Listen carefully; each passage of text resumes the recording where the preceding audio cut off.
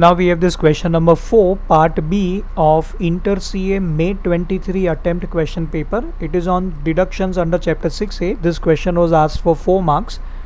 It is on individual. Mr. Ray, a resident individual aged 37 years, that means non-senior citizen, gives the following information with respect to various loans taken by him from scheduled banks for various purposes. Underline scheduled banks.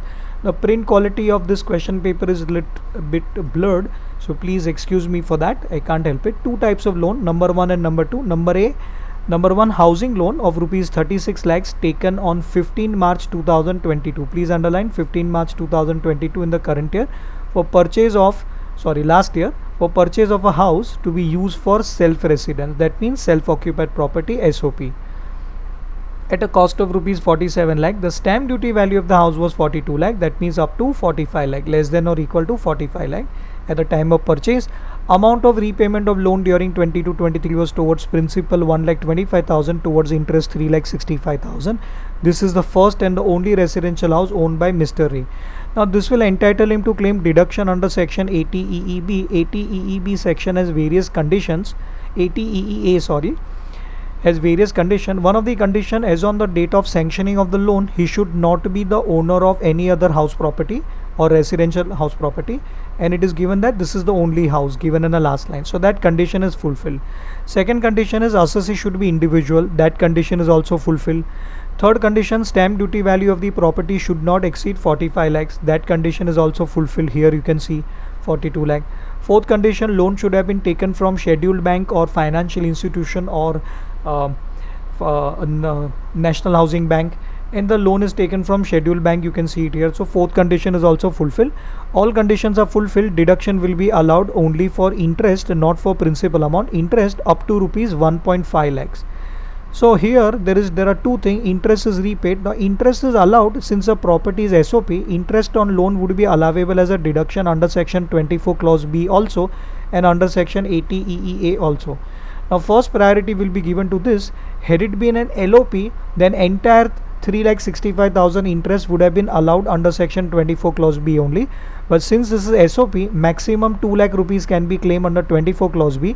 Balance 1,65,000 out of 365 under section 24 clause B, we will claim up to 2 lakh, whatever is the statutory upper limit, and balance under section 80 EEA up to 1.5 lakh. Balance amount will be, out of 365, balance amount will be 1.65. Out of that only 1.5 can be claimed here. Balance 15,000 will lapse. I hope you are understanding this. This is balance 15,000. However, principal amount repaid is also allowed as a deduction, but it is allowed under section 80C, not under 80 EEA. It is allowed up to 1.5 lakh.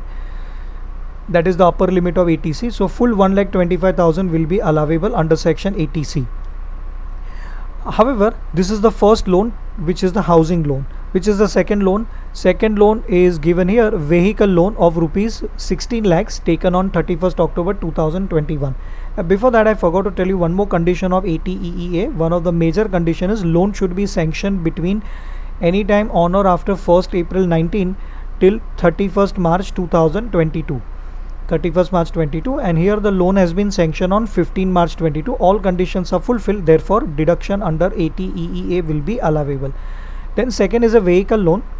If it is electric vehicle, then deduction is allowed under section 80 EEB for interest on loan taken for purchase of electric vehicle. Here it is electric vehicle only. One of the conditions is that the loan should have been sanctioned between 1st April 19 to 31st March 2023. Loan is sanctioned or taken on 31st October 21, which is within these two dates. Unlike 80 EEA, there is no condition with regards to stamp duty value or the market value of the vehicle. It could be 16 lakhs also, no problem.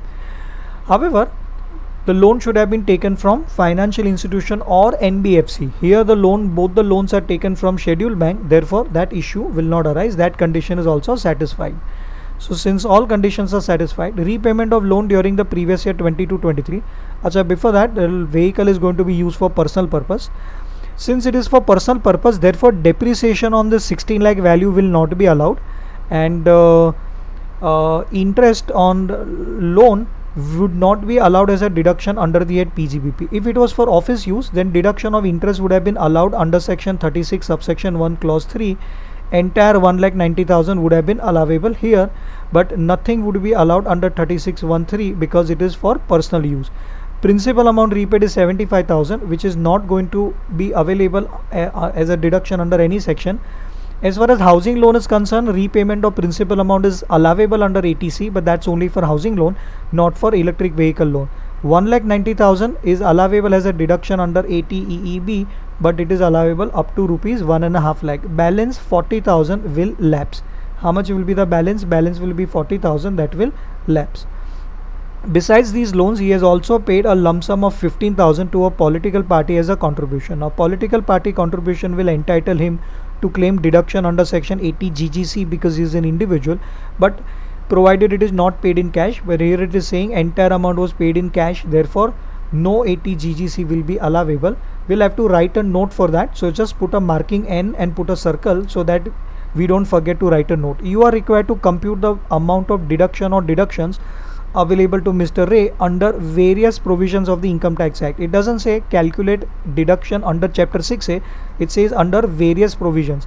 Since it is saying various provision, therefore we will have to compute interest deduction under section 24 clause B also, though it is not a part of chapter 6A for AY 23-24, so that he gets a maximum benefit, assuming that he does not opt to pay tax under 115 BAC.